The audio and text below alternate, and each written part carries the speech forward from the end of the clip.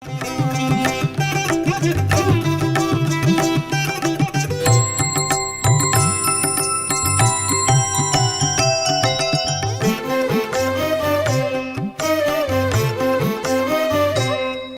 ఉపాసనా ప్రక్రియలన్నీ చెప్తున్నారు కనుక సాధకులకు పనికొచ్చే అనేక ప్రక్రియలు ఉన్నాయి.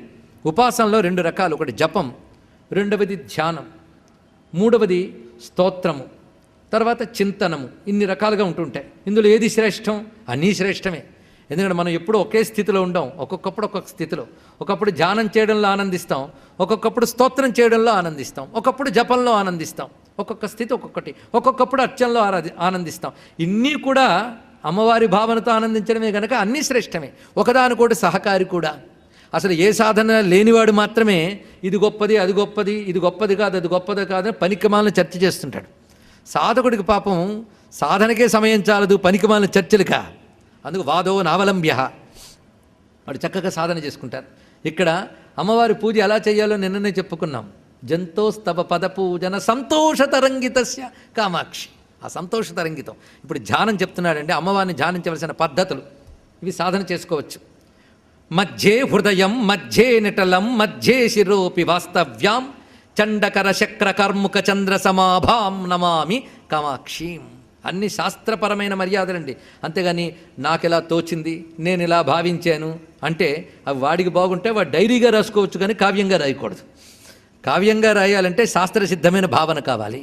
వాడి థాట్స్, వాడి ఫీలింగ్స్ అంటే డైరీలు. డైరీలు ఎప్పుడు కూడా ప్రమాణాలు కావు. వాడి అనుభవం వాడికే, అది అందరికీ కాదు. శాస్త్రసిద్ధమైతే అనుభవం అందరికీ ప్రమాణం. ఇది తెలుసుకోవలసింది. అందుకే ఇక్కడ మధ్యే హృదయం, మధ్యే నిటలం, మధ్యే శిరోపి వాస్తవ్యాం. ఇక్కడ ధ్యానించడం అంటే అర్థం లేనిదాన్ని తలంచడం కాదండి, ఉన్నదాన్ని తలంచుకోవడం. లేనిదాన్ని తలంచుకుంటే అది ఊహ అవుతుంది, ఉన్నదాన్ని తలంచుకుంటే ధ్యానం అవుతుంది. ఇది అందుకు భగవంతుని ధ్యానం ఊహ కాదు. ఎందుకంటే మన ఇష్టానుసారం ధ్యానించట్లేదు, శాస్త్రం వర్ణించిన దాని ప్రకారంగా ధ్యానిస్తున్నాం. శాస్త్రం సత్యాన్నే వర్ణించింది. అందుకు వారు ఋషులు దర్శించిన దాన్ని మనం ధ్యానం చేస్తాం. ఆ ధ్యానం చేసేటప్పుడు వాస్తవ్యాం అని చెప్పేటప్పుడు హృదయాల మధ్యంలో వసించే నిన్ను, నిటల మధ్యంలో వసించే నిన్ను. నిటలము అంటే నుదురు, నుదుటి మధ్యలో వసించే నిన్ను, శిరస్సు యొక్క మధ్యలో వసించే నిన్ను నమస్కరిస్తున్నానమ్మా అన్నాడు. ఇక్కడ అంటే అమ్మవారిని నమస్కరించే చోట ఎక్కడ? గుళ్ళోనా? ఇక్కట హృదయం, నిటలం, శిరస్సు, వీటి మధ్య భాగముల యందు నేను ధ్యానిస్తున్నాను. ఎలా ధ్యానిస్తున్నారు? చండకర శక్ర కార్ముక చంద్ర సమాభాం. ఇప్పుడు అన్వయించుకోవాలి. మధ్యే హృదయం చండకర, మధ్యే నిటలం శక్ర కార్ముక, మధ్యే శిరోపి చంద్ర సమాభాం. ఇది అన్వయించుకోవాలి. ఇప్పుడు చూద్దాం. మధ్యే హృదయం, హృదయ మధ్యంలో అమ్మవారిని ఎలా ధ్యానించాలంటే సూర్యమండలమునందు ధ్యానించాలి. అమ్మవారిని సూర్యమండలమునందు, చంద్రమండలమునందు ధ్యానించే పద్ధతి ఒకటి ఉందండి. ఇది కేవలం అమ్మవారి ఉపాసనే కాదండి, మొత్తం హైందవ సంప్రదాయంలో ఉపాసన పద్ధతి ఇది. మీరు ఇవే భావాలు తీసుకుని వైష్ణవాగమాల్లోకి వెళ్తే ఇలాగే ఉంటుంది, ఇవే భావాలు తీసుకుని శైవాగమాల్లోకి వెళ్తే ఇలాగే ఉంటుంది. మళ్ళీ కుండల్ని అక్కడే ఉన్నది. అక్కడ కుండల్ని విష్ణు స్వరూపంగా చెప్తాడు, ఇక్కడ కుండల్ని శివస్వరూపంగా చెప్తాడు. ఏదైనా ఒకటే, పేర్లు మారే, ఉపాసకుడి యొక్క అభీష్ట రూపంగా మారే, తత్వం మాత్రం ఒక్కటే. ఇది తెలుసుకోవలసినది. అక్కడ శివశివ పశ్యంత సమమే. భగవద్గీతలోనైనా అదే, ఇక్కడైనా అదే, ఉపనిషత్తులోనైనా అదే ఆ తత్వం. అందుకే ఆ సమన్వయ సూత్రం మర్చిపోవద్దు.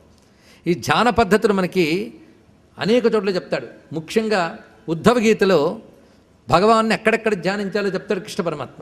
ఇదే విషయం సూత సంహితలో శివుణ్ణి ఎక్కడెక్కడ ధ్యానించాలో చెప్తారు. సబ్జెక్ట్ ఇదే. సూర్యమండలంలో ధ్యానించాలి, చంద్రమండలంలో ధ్యానించాలి. ఈ రెండు ప్రధానం పెట్టుకుందాం, తర్వాత మిగిలిన చూద్దాం. సూర్యమండలంలో, చంద్రమండలంలో. అయితే పొద్దున సూర్యుడు రానియండి, ధ్యానిద్దాం సూర్యమండలంలో. అంటే ఇప్పుడు సూర్యుడు లేడు కదండి, సూర్యమండలంలో ధ్యానించిన ఇప్పుడు చేయొచ్చుట.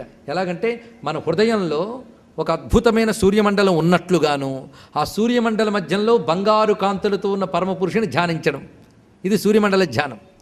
అదేవిధంగా చంద్రమండలం తెల్లగా చల్లగా ఉంది, దాని మధ్యలో అమ్మవారో అయ్యవారో ధ్యానించడం, ఇది చంద్రమండల ధ్యానం.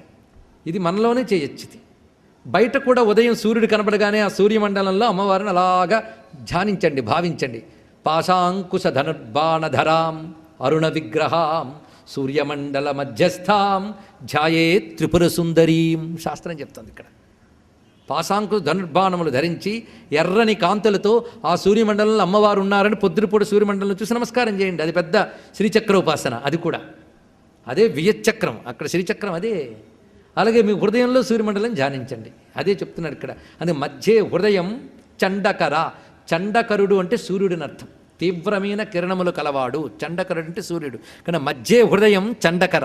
హృదయ మధ్యంలో ఆ సూర్యమండల స్వరూపముగా అమ్మను ధ్యానించాలి. అరుణకాంతులు వెజ్జల్లుతూ సూర్యమండల రూపంతో ఉన్నది అది.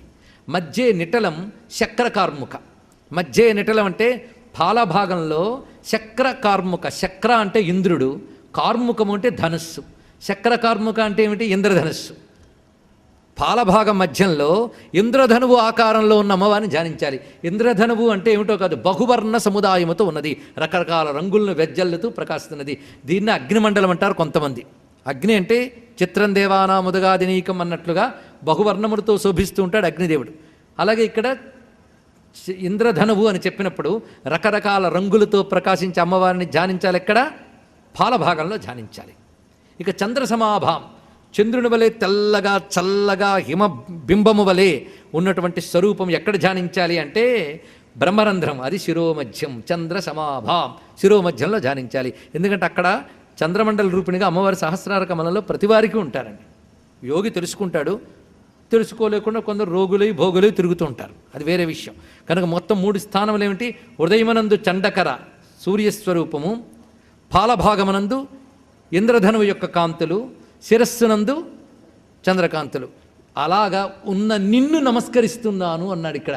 అలా ఉన్నావు నువ్వు, అలా వాస్తవ్యాం త్వాం నమామి, అలా ఉన్న నిన్ను నేను నమస్కరిస్తున్నానమ్మా అన్నాడు ఇక్కడ.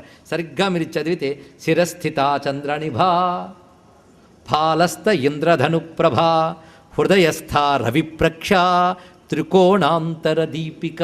ఈ త్రికోణాంతరం ఇదే సూర్యమండల, చంద్రమండల, అగ్నిమండలం అండి. 3 ఇంకోటి కాదు ఇక్కడ. అదే ఏణాంకానల భానుమండల సత్రిచక్ర మధ్య స్థిత. ఇది స్వరూపం. మన శరీరంలో ఆ స్థానములు ఇక్కడిక్కడ ఉన్నాయి. ఇవి యోగ స్థానములు, అక్కడ భావించు. అలా ఉన్న నిన్ను నమస్కరిస్తున్నాను అంటే అమ్మవారిని ఎన్నెన్ని రకాలు భావిస్తున్నారు చూడండి. ఒక సగుణ రూపంతో ఉన్న తల్లిని చూపిస్తున్నారు. ధరణిమయీం తరణిమయీం అన్నట్లుగా విశ్వరూపిణిగా ఉన్న తల్లిని మనం దర్శించాం. అదేవిధంగా ఇప్పుడు ఈ 3 స్థానములందు 3 ఉన్న తల్లిని దర్శిస్తున్నాం. కుండలిని రూపంగా ఉన్న తల్లిని చూపిస్తున్నాం. అమ్మ యొక్క ఎన్ని రూపములు చూపిస్తున్నారు చూడండి. అంటే అమ్మకి ఇది అని ఒక నిర్దేశమైన రూపం లేదు. ఏవం పద దూరమేకం అవలంబే నేను మనం చెప్పుకున్నాం కదా. ఇవన్నీ కూడా ధ్యాన ప్రక్రియలు, భావనా ప్రక్రియలు. ఈ విధంగా ఇక్కడ ధ్యానించి తర్వాత శ్లోకంలో ప్రవేశిస్తున్నాం. ఇక్కడ నుంచి కూడా కొంచెం లోతైన అంశములేనండి, సామాన్యములు కావు ఇవన్నీ కూడా. 52వ శ్లోకం. నందతి మమ హృది కాచన మందిరయంతి నిరంతరం కాంచీం ఇందుర విమండల కుచ బిందు వియన్నాద పరిణతా తరుణి. ఇది ఇక్కడ ఈ శ్లోకం ఒకటి రమ్య భావన. నందతి మమ హృది, నా మనస్సు ఆనందపడిపోతుంది. ఎక్కడ ఆనందపడిపోతుంది? అమ్మవారి ధ్యానంలో నా మనస్సు ఆనందపడుతుంది. కాంచీపురాన్ని మందిరంగా చేసుకున్న తల్లి దగ్గర నా మనస్సు ఎంతో ఆనందిస్తున్నది. మందిరయంతి నిరంతరం కాంచీ అంటే కాంచీపురాన్ని మందిరముగా చేసుకున్న అమ్మవారు. ఆ అమ్మవారి ధ్యానంలో నా మనస్సు ఆనందిస్తున్నది. కాంచీపురాన్ని మందిరంగా చేసుకున్న తల్లి ఎలా ఉంది? కాంచీపురంలో మాత్రమే ఉందా? ఇంకెక్కడా లేదా? ఆవిడ స్వరూపం చూడండి. అదే గొప్ప విషయం ఏంటంటే అర్చామూర్తికి అంతర్యామికి సమన్వయం అండి. ఇది ఉపాసనలో చాలా ఉత్కృష్ట స్థితి. అర్చామూర్తి అంటే మనం ఒక రూపం, ఒక స్థితి అనుకుంటాం. దానికి సర్వాంతర్యామైన తత్వానికి అలా సమన్వయం చేయాలో ఇక్కడ గ్రహించాల్సింది. అన్నమయ్య చేస్తాడు ఈ భావన. నిత్య పూజలువో నేరిచెనువో దగ్గర చేశాడు ఆయన. అంతేకాదు షోడశ కళానిధికి షోడశోపచారములు, అలరు విశ్వాత్మకునకు ఆవాహనమిదే, సర్వనిలయునకు ఆసనము నెమ్మినిదే అంటాడు మహానుభావుడు. సర్వవిశ్వాత్మకుడికి నేను ఇక్కడ ఆసనం ఇస్తున్నాను. ఆ మాట అన్నప్పుడే సర్వత్రా ఉన్నవాడికి ఆసనం ఇవ్వడం ఏంటయ్యా అని మనకు అనిపిస్తుంది. కానీ నేను ఆసనం ఇస్తున్న స్వామివారు సర్వత్రా ఉన్నవాడు అనే భావనతో చెయ్యు, అది గొప్ప ఉపాసన అవుతుంది. అదే ఇక్కడ చూపిస్తున్నాడు. కాంచీపురంలో మందిరం చేసుకున్న మా అమ్మున్నదే ఆవిడ ఇందు రవి మండల కుచ. ఆవిడ వక్షస్థలంలో ఆ 2 స్వరూపములు ఏవయ్యా? జగతికి స్తన్యమిచ్చేటువంటి ఆ 2 వక్షస్థల భాగములు ఇందు రవిమండల కుచ. ఇది మనం వివరించి చెప్పుకున్నాం గతంలో, కనుక నేను వ్యాఖ్యానించక్కర్లేదు. మొన్ననే చెప్పుకున్నా ఈ మాట. ఇందు రవిమండల కుచ సూర్యచంద్రౌ స్తనౌ దేవ్యా తావేవ నయన స్మృతౌ ఉభౌ తాటంకయుగళౌ ఇత్యేషా వైదికీ శృతి అని శాస్త్ర ప్రమాణంగా సూర్యచంద్రులు అమ్మవారికి నేత్రములుగాను, కర్ణమునకు తాటంకములుగాను, వక్షస్థలములుగాను వర్ణించబడతాయి. దృష్టి స్వరూపములు అన్నప్పుడు నేత్రస్థానములో చెప్పబడుతున్నాయి, దర్శన శక్తి అని చెప్పినప్పుడు. అవి సాక్షీభూతముగా ఉంటూ జగజ్జననికి లోక విషయములన్నీ తెలియజేస్తాయన్నప్పుడు కుండలములుగా చెప్పబడుతున్నాయి. జగత్తును పోషించే ప్రాణస్వరూపములు అని చెప్పినప్పుడు అవే వక్షస్థలముగా వర్ణింపబడుతున్నాయి. అందుకు ఇప్పుడు అమ్మ రూపం ఎలా ఉన్నదండి? ఇందురవిమండల కుచాం అన్నప్పుడు లలితా విశ్వవిగ్రహ అనే మాట ఇప్పుడు మనం తెలుసుకోవాలి. లలితాదేవి అంటే విశ్వవిగ్రహ, వీరారాధ్య విరాట్ రూప, విశ్వరూపిణ తల్లి. అందుకే విశ్వవిగ్రహ అయినటువంటి ఆ తల్లి విశ్వవిగ్రహ అయినప్పుడు వక్షస్థల స్థానంలో సూర్యచంద్రుడు ఉన్నారు. అయితే విశ్వరూపముగా అమ్మ పరిణమించినప్పుడు ఉపాసనలో పరిణామవాదం తీసుకోవచ్చు. ఉపాసనలో తత్వచింతనలో వివర్తవాదానికి వెళతాం. ఉపాసనలో పరిణామవాదం ప్రమాణం. దానికి శంకర భగవత్పాదుల వారే బ్రహ్మసూత్ర భాష్యంలో తెలియజేశారు. అవి రహస్యములు. ఇది కేవలం ఆ శాస్త్ర జ్ఞానం కలిగిన పెద్దల కోసం చెప్పాను. సామాన్యులకు బాధే లేదు, విషయం వినండి చాలు. అది ఇక్కడ ఏం చూపిస్తున్నాడు? బిందు వియన్నాద పరిణత తరుణి. అమ్మవారి విశ్వరూపం కదండి. ఈ విశ్వరూపం ఎలా వచ్చిందో చూడండి. ముందు బిందువుట, తర్వాత వియత్తు, తర్వాత నాదము. ఈ మూడు చెప్పడంలో బిందువు, బిందువు అంటే డాట్, అది కదా బిందువు, వియత్తు, నాదము. వియత్తు అంటే అర్థం ఏంటి? ఆకాశం. బిందువు, ఆకాశము, నాదము. ఈ మూడు రూపములుగా నువ్వు పరిణమించేవమ్మా అన్నారు ఇక్కడ. అంటే నిర్గుణమైన పరతత్వము ఈ జగత్తును చెయ్యాలి అని సంకల్పించుకున్నప్పుడు సాయిక్షత బహుశ్యాం ప్రజాయ అన్నప్పుడు సాకామయత ఏకోహం బహుశ్యాం అని చెప్పినటువంటి మాటలు ఉన్నాయే, ఆ ప్రథమ స్పందన అంటే సగుణము నిర్గుణముగా పరిణమించేటప్పుడు ప్రథమ స్థితి బిందువు. ఆ బిందు స్థితిలో ఎలా ఉంటుందంటే మాయా సబలిత బ్రహ్మము చెప్పబడుతుందట. అంటే అఖండ మాయాశక్తితో కూడిన బ్రహ్మమును అక్కడ ఉపాసన చేస్తాం, అది బిందువు. అదే శ్రీచక్రంలో బిందువు అని చెప్పబడుతున్నది. ఆ బిందువు మొదట వస్తుంది. ఆ బిందువు వ్యాపకత్వం. ఆ వ్యాపకత్వం వచ్చినప్పుడు వియత్. ఆకాశం అంటే వ్యాపకమే కదా. ఆ ఆకాశమునందు అన్నీ కలుగుతున్నాయి. ఆకాశమునందు అంటే బిందువు, వియత్తు, తర్వాత శబ్దము, నాదము, తర్వాత మిగిలిన జగత్తంతా కూడా. కనుక ముందు ఈ మూడు, బిందువు, ఆకాశము, నాదము, తర్వాత సమస్తమైన జగత్తు ఏర్పడుతున్నది.